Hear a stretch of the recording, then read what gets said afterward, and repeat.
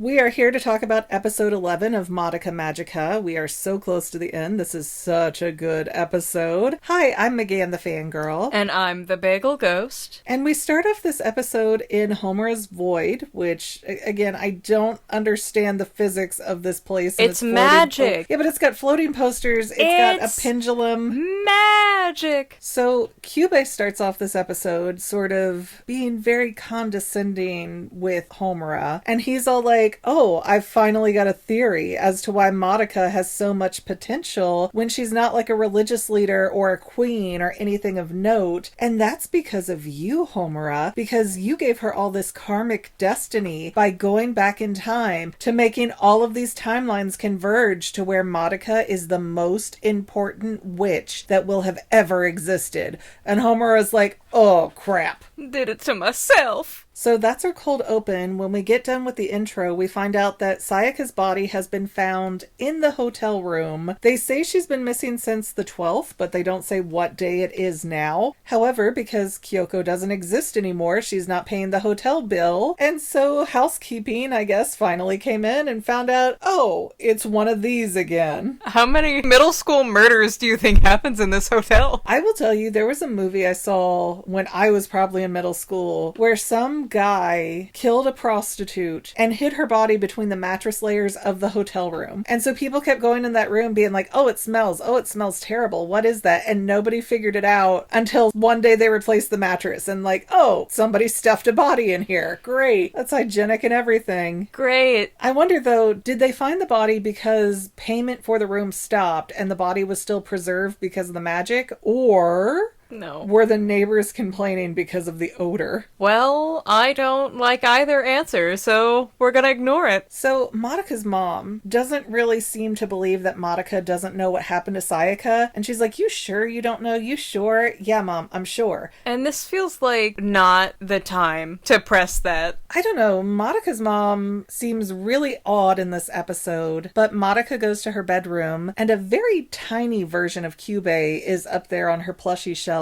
And he's smaller than I think we've ever seen him before, but he's not there to mess around and be small. He is there to be a terror. I don't know why Madoka is not just like, get out of my room, demon. Well, because she's too sweet for that. Her first timeline wish was canonically to save a cat. So then do all the incubators look cat-like, or is that one trying to manipulate Madoka specifically? The only other time we see an incubator is in one of the mobile games that Madoka Magica has, and I'm not entirely sure if that one's even canon. But Kyubey's still up on his high horse where he's like, I don't understand what is wrong with all you people getting upset about Kyoko and Sayaka. That was their fate. That was their choice. That was their destiny. Do you feel bad for livestock? Which already feels like not the approach to go for. Like, oh, you're sad your friends are dead? Well, we at least kill them more beautifully than you kill your pigs. Yeah, and then he does this Kyubey vision where his eyes pop out of his head and take Madoka on a psychotropic adventure. And he's like, oh, look, see, cows and pigs and chickens don't live very long in the wild, so them being livestock is beneficial. Okay, but that's not even relevant to how humans work, because it would be like saying, oh, but without the incubators, without the wishes, without becoming witches, you would die so much faster. It wouldn't be beneficial for you to live on your own without my magic. Instead, he's like, oh, well, my magic pushed your guys' technology across centuries. But the thing is, most humans don't die as teenage girls, so it's already a bad comparison to say livestock. Well, we know he is a liar and a cheat. Kyubey's awful. Yeah, if there's ever a man like this in your life, leave. What's he gonna do? But Kyubey also starts talking about how his people have been around since prehistory, making deals and magical girl contracts and having girls become witches to fulfill the entropy of the universe. And the first little showing of a girl who was a magical girl that he shows is Cleopatra, who, for those of you who don't know, succumbed to a snake because she wanted it, I guess. They were coming for them. Royalty takes their own life. That was part of her belief system. Okay. And Kyubey goes, and she succumbed to our fate. She succumbed to the snake. Yeah, but who put the snake there? I feel like that's a bigger look. Was her wish the snake? She wished to protect herself. Oh no, King Mithridates. Maybe he was a magical girl too. I wish to never die of poison. And then he couldn't poison himself when they came for him. Ha ha ha. Anyways, once we get out of Kyubey vision, was it raining in the earlier scene? Because I can't tell if it's rain or like a weird static outside of Madoka's window. Yes, it is rain. Okay, well fine, take my fun little theory away from me. But Kyubey does mention that his people don't have emotions, and they see emotions as a mental disorder. So they have emotions, they just don't validate the emotions. I guess that's true. Like, we know what they are, but we do it the Vulcan way. And then Madoka asks him, you spent all these time with these girls. Didn't you feel anything at all? And he goes, if we were capable of feeling empathy, we wouldn't be here. Yeah, really weird way to list your position here. And then we cut to a scene with Madoka's teacher and her mother sitting alone at a bar. There's not even a bartender. And there's this obnoxiously big painting. I believe it is The Creation of Man. I thought it was The Creation of Adam. Hold on. Oh, The Creation of Adam by Michelangelo. Very famous painting. And from what I've really quickly gathered, it's supposed to be this painting that gives off the energy of God creating life, and he's giving man free will, and here's the start of that. And they do not even blur out the dong in this, so you know what? Whatever. It's shadowy, but it's there. Yeah, it's shadowy, and there's bright lights and anime girls. What are you going to focus on? I mean, once I see a dong, I can't unfocus on it, because I'm sitting there going, is that? No, surely they blurred or cut or copy-pasted something over that. Nope. Anyhow. No, continue with your dong speech. But the point is that painting is there for a reason, and it's that insanely large for a reason, because there's no reason for that to be in a normal bar. You know what would make our drinking experience better?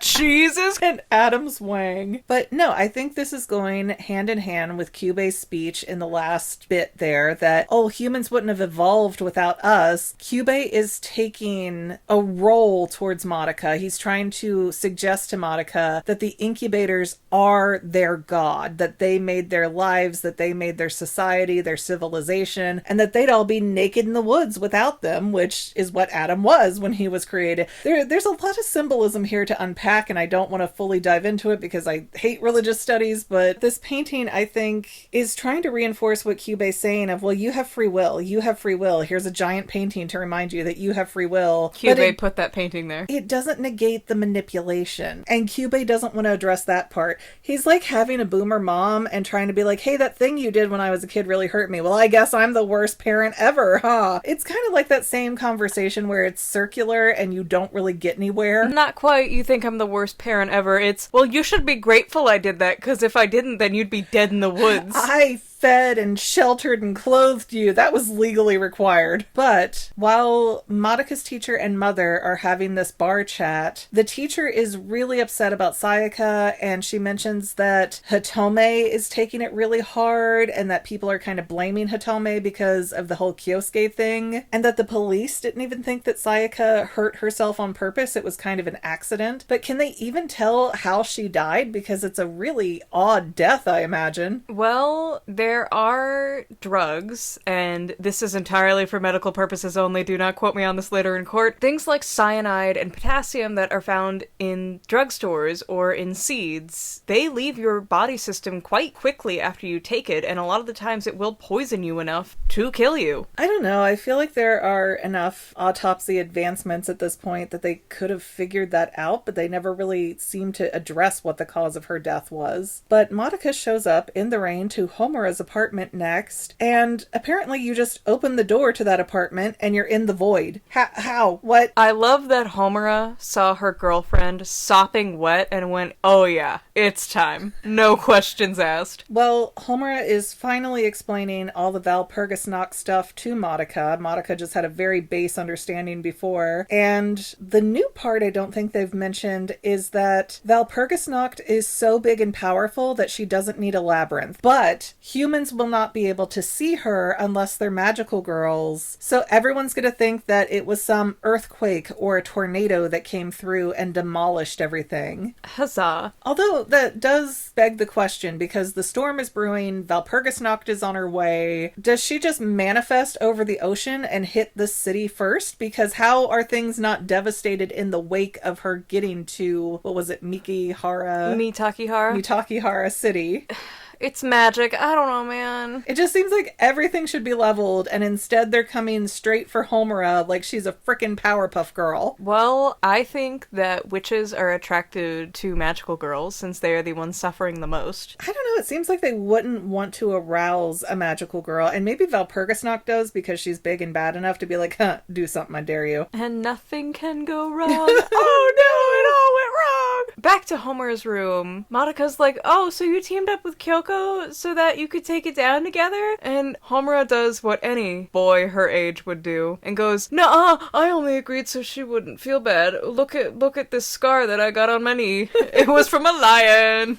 But Homura does have a breakdown, and she runs over and hugs Madoka, and she's sobbing. And she's like, I know I don't make any sense, but I'm from the future, and I've been trying forever to save you, and I'm just never winning at this. Like, what do I have to do to protect you? And then we cut to the evacuation center because the storm's gotten bad enough that Madoka's family and a bunch of other people have gotten to what honestly looks like a really nice facility. Everything I've seen Americans do look nowhere near this nice, where you have your own little perimeters and things. Well, yeah, we get told to go in our bathtubs. No, sometimes they'll have an actual evacuation center, but it'll be a bunch of cots and, you know, people not minding their space and their property, and it's a whole to-do. But apparently right outside of this facility, Homura's just walking around in the rain, and all of these circus things are coming out. I assume they're witches' familiars. Yes. And in floats Valpurgisnacht, upside down the entire time for some reason, and Homura is just hitting her as hard and fast as she can.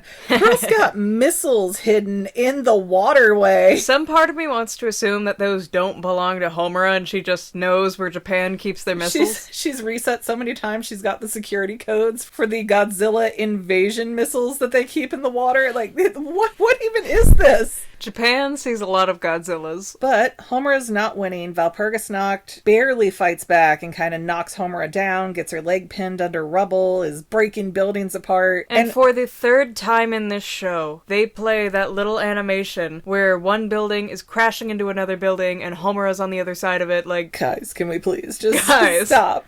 Guys. Flashbacks. But Homura is having a crisis because of what Kyubey told her at the beginning of this episode. And Homura is giving herself this little pep talk of, you know, I can't give up, I can't give up, I can't give up. But Kyubey and Madoka have gone off on their own in this emergency evacuation shelter. And Kyubey's explaining that, yeah, Homura can't give up because as soon as she gives up, that means that she's going to fall into despair because you're lost and she knows it and she can't do anything about it. Like, your fate is non-negotiable, Madoka, but Homura will keep fighting forever because that was her wish, and if she stops fighting, that's going to be the end of Homura. And I don't know how Homura doesn't end up being the most powerful witch because of that, because she's also resetting over and over again. Because it's not her destiny that's trying to change. And Madoka starts asking Kyubey questions about if Homura can do this and if winning is possible, and Kyubey's like...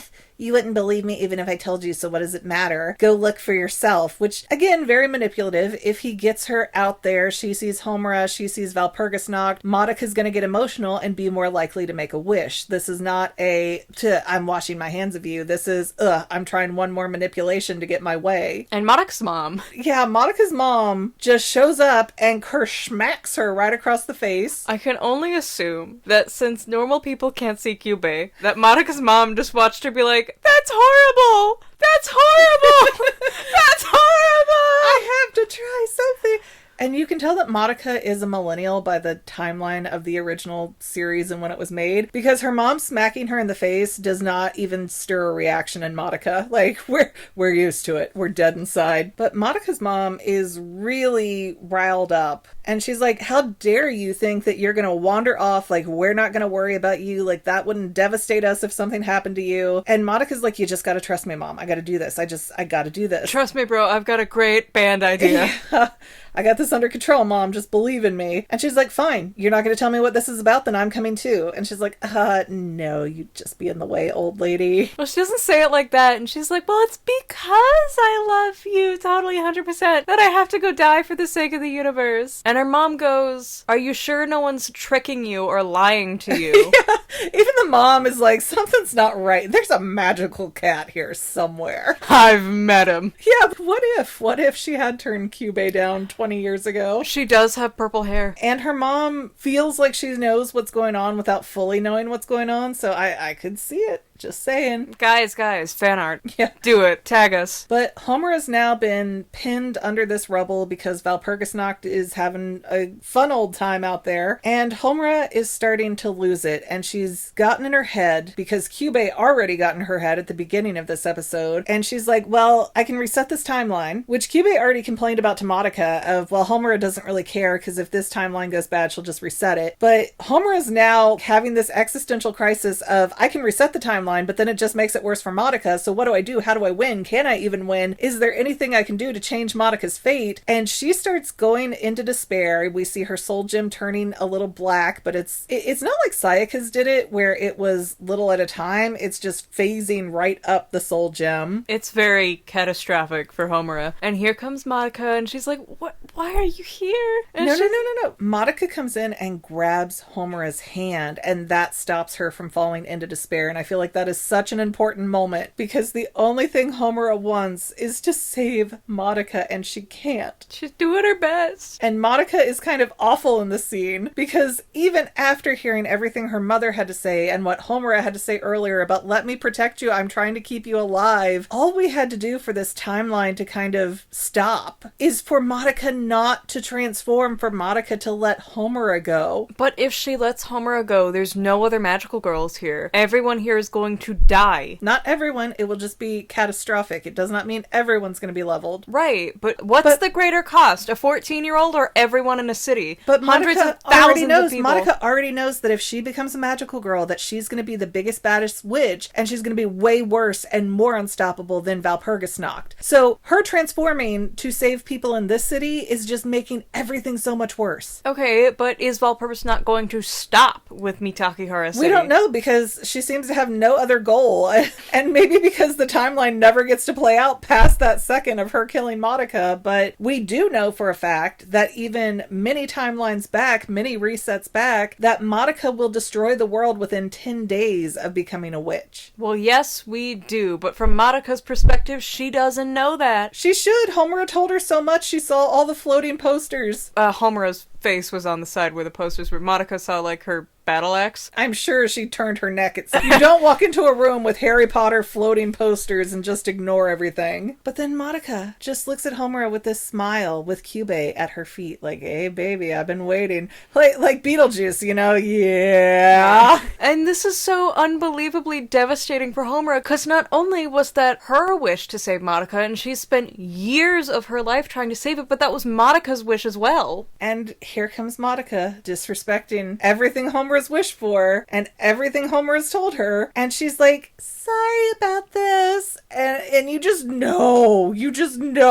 she's gonna make a wish like a fool. You think Homura would, like, chuck her soul gem at her as well? I will say, because we have seen this series, so we know where this goes, as much as I think that this is a dumb decision of Madoka to come out and get involved in this, the way she handles it is just so S tier that it breaks Kyubey and all the incubators and the walls of entropy. And I think Madoka's wish coming true, when she does become a goddess, really does prove that Kyubey could have fixed any of these magical girls at any point in time. He just didn't. Yeah, it's like Monsters, Inc., when they thought that the screams were the most powerful thing that they could harvest from the children, so that's what they went after. But then they found out, oh, laughter is way more powerful, so let's see how we can harvest that instead. Kyubey is set on the first thing he's figured out, which is comparable to the screams, and that's all he cares about. Hey, we know that these magical girls fangirls turn into witches and then we get all this energy. Who cares if there's another way to go about this? Even from the Madoka Magica game, the newer one that came out. The mobile game. Yeah, the mobile game. We see another incubator who is a green cat, but without the little rings. And he's like, don't you compare me to Kyubey, that guy sucks. Yeah, but this is where our episode cuts off, so I guess that's it for this week. However, I do have to tell you, I'm starting to see a lot of comments saying, yeah, have Bagel do her color theory. It'll be a great time, guys. Guys, it'll be great. Guys, it'll be amazing. And with that, please remember to like, subscribe, comment, and share. We also have paid channel memberships if you are willing and able. One more episode to go, and we will see you next week. I think I'm posting that one on my birthday, actually. Oh. For our Weeboo Wednesdays. Yeah.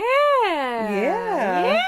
So see you there, guys. Buy our channel memberships. Cheaper than your soul. Bye. And to any of my members here on YouTube, a huge bottom of my heart thank you for all of your help and support. If you would like to become a paid channel member, there is a link in the description below. Thanks again, guys. Love you. Well, family members, we're almost done, but I want to invite you to hang out with me in some other places. I'm on Twitter and Instagram as my own personal self, and I have a Facebook page too, but I mostly just post photos over there. And sometimes people say, hey McGann, I want to mail you something. How do I do that? Easy. Just click the About tab on my channel page, and my most current P.O. Box info will be right there. I also run another channel, The Family. It's really a hodgepodge channel where we might post anything. Oh yeah, and I also sell shirts and stickers and stuff with the Family and the Fangirl logos. If that is your cup of tea, I have a link in every description of every video. Finally, if you want to help out the Fangirl channel and make sure I'm putting out video essays for years to come, the best way you can help is by subscribing and watching more of my videos, whether they're new, old, whatever. Maybe even share one or two on social media, help spread the word. People who watch to the end of videos, like you, helps to tell the site, hey, this is a good video, we should recommend it to other people. So if you made it this far, leave me a comment of something like, hey, I made it to the end. Love ya.